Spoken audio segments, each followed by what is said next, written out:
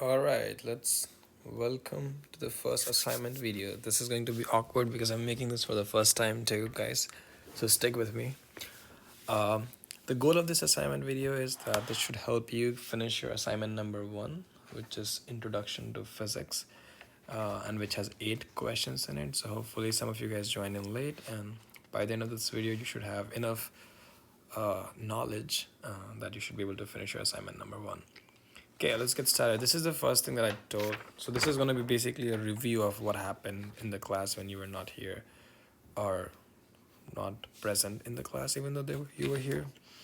So the first thing is this triangle that I talked about, which basically says that in order to be a good student, you need to understand that your physiological needs are met first. You're sleeping well, eating well, then you feel safe in the class, and then you feel that you belong in this classroom, and then you do well in the class and earn some respect from yourself and from your peers, and then you can become an independent learner, somebody who wants to learn because learning is fun.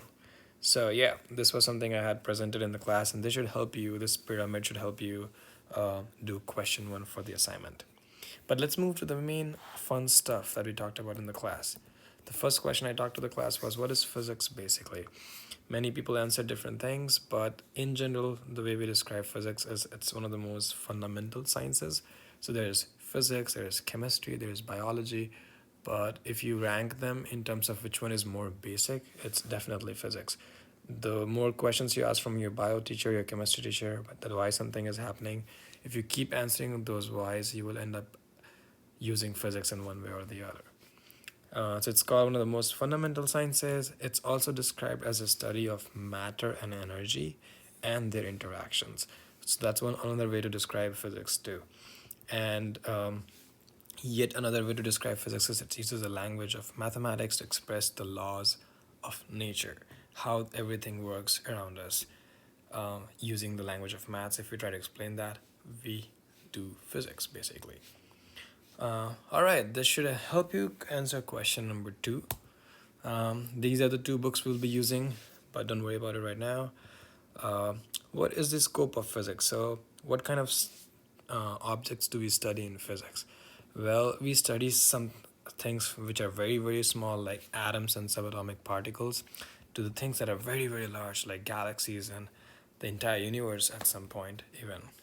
So, physics studies all kind of objects, basically. Um, the next question is, how do we basically like, how do physicists acquire new knowledge? Or how do scientists in general acquire new knowledge? Well, there's something called a scientific method that they use. And what is scientific method? The first step is you identify your problem or your question. Okay. Then the next thing that you do is you accept that you don't know the answer. And that's why you conduct an experiment to find the answer for this question. Uh, then the next thing is you make observations, you gather some data while you're doing your experiment, and then make a hypothesis. A hypothesis is basically an educated guess.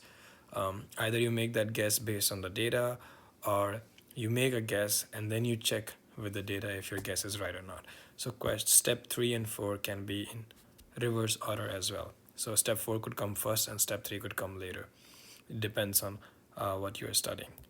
And then you test the hypothesis, and if it comes out to be good, ooh, you have ultimately discovered a new theory, and that adds to the knowledge of science, basically. So this is how scientists acquire new knowledge. They use something called the scientific method, which involves finding a problem, doing an experiment, figuring out a theory for it, and then ultimately testing if the theory is right or not. Cool. That should help you answer question number 4. And moving on. So you said, I said in the previous slide, not you said, that scientists use something called scientific method to acquire new knowledge, and one of the things that they do is make observations. So what kind of observations are we talking about here? Well, there are two kind of observations that a scientist can make. Something like a qualitative observation. This is like where you observe the quality of something. For example, somebody is tall, somebody is short, somebody is big, somebody is small, somebody is um, yeah, or like an object is red, black, blue, whatever, the color of the object, the size of these things.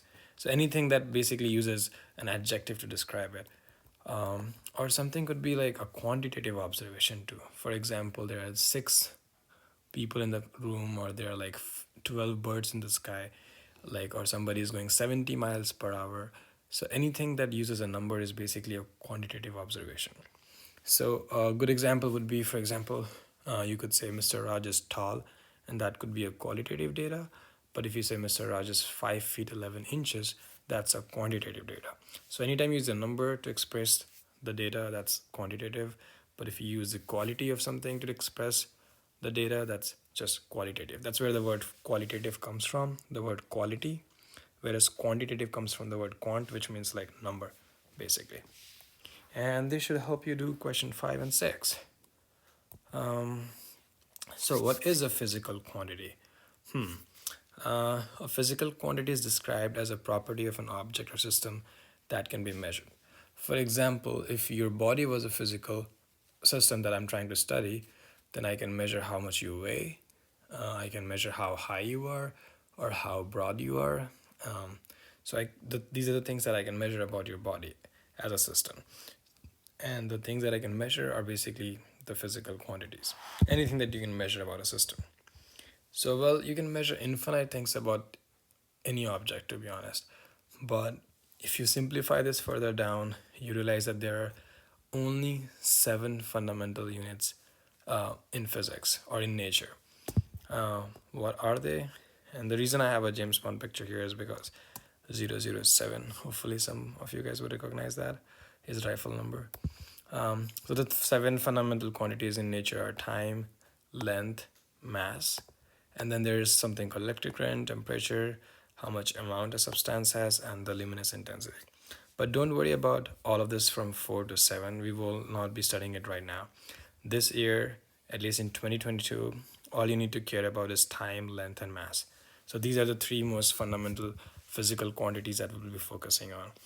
Any system that you're trying to study will focus on how to measure time, how to measure length, how to measure mass, and a combination of these things.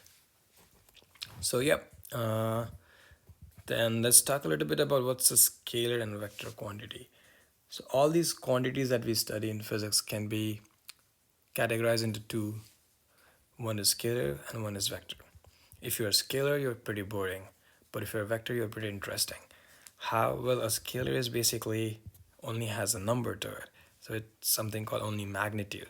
For example, a speed is a scalar quantity, which only has a number, like you say 70 miles per hour or 90 miles per hour, whatever, how fast you are going.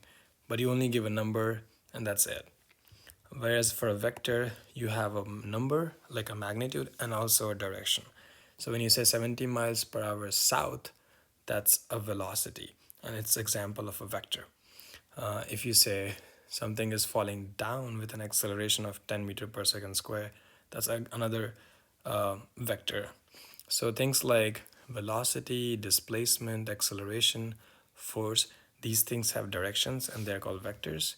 Whereas things that we study like time, mass, distance, these things don't have a direction and they're called scalar. We'll study more about this in the later assignments, but for this one, for assignment 1, you don't need to worry about this. But just let you know, I talked about this in the class in the beginning. Time, how do you measure time? Well, using a clock. And what is the unit of time? Well, seconds. That's it, yes. So you measure time using a clock, and the standard unit for time is seconds. Of course, you can measure time in minutes and hours as well, or like years and decades and centuries and millennia.